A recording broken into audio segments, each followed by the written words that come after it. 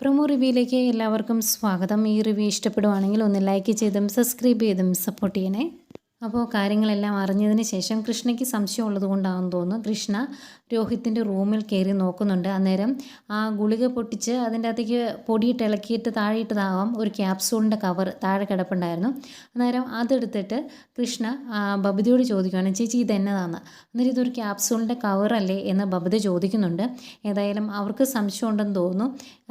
ഇന്നിപ്പം വരാനും താമസിച്ചല്ലോ രോഹിത്ത്. അത് കഴിഞ്ഞ് രോഹിത്ത് വീട്ടിലോട്ട് വരുമ്പം വൈജയന്തി വന്ന് വാതിൽ തുറക്കുന്നതേ അങ്ങ് ഞെട്ടി നിൽക്കുക, പേടിച്ച് നിൽക്കുവാണ് രോഹിത്ത്.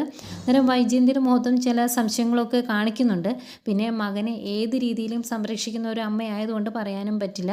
ഏതായാലും രോഹിത്ത് അകത്തേക്ക് കയറി പോകുമ്പം കൃഷ്ണ ചോദിക്കുന്നുണ്ട്, ഇന്ന് രോഹിത്ത് ഏട്ടൻ ക്ലാസ് കട്ട് ചെയ്ത് ഉച്ചയ്ക്ക് വീട്ടിൽ വന്നായിരുന്നു എന്ന് ചോദിക്കുമ്പം ഇല്ല എന്ന് മറുപടി പറഞ്ഞിട്ടാണ് രോഹിത്ത് റൂമിലേക്ക് പോകുന്നത്.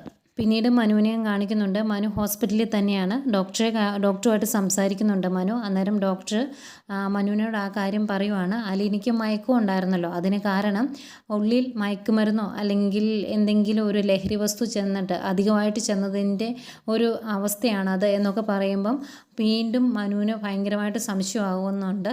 ഈ കാര്യങ്ങൾ ബാലേന്ദ്രനുമായിട്ട് ഡിസ്കസ് ചെയ്യുന്നുണ്ട് മനു. ഇത്രയും കാര്യങ്ങൾ നടന്നു കഴിഞ്ഞാൽ പിന്നെ സംശയിക്കാനുള്ളത് രോഹിത്തിനെ മാത്രമേ ഉള്ളൂ. രോഹിത്തിനെ കണ്ടു കഴിയുമ്പോഴേ അവർക്ക് കാര്യം പിടിയിട്ടും. കാരണം രോഹിത്തിൻ്റെ മുഖത്ത് മാന്തി പറിച്ചതുപോലെ ഒരു 3 കൈ ഇങ്ങനെ വലിച്ചെടുത്തതുപോലത്തെ പാടൊക്കെ ഉണ്ടല്ലോ. ഏതായാലും രോഹിത്തിനെ കാണാനായിട്ട് ബാലേന്ദ്രൻ രോഹിത്തിൻ്റെ റൂമിലേക്ക് വരുന്നുണ്ട്. ഞെട്ടി നിൽക്കുന്ന അവനെയും കാണിക്കുന്നുണ്ട്. ഇതൊക്കെയാണ് പ്രൊമോ ആയിട്ട് കാണിച്ചത്.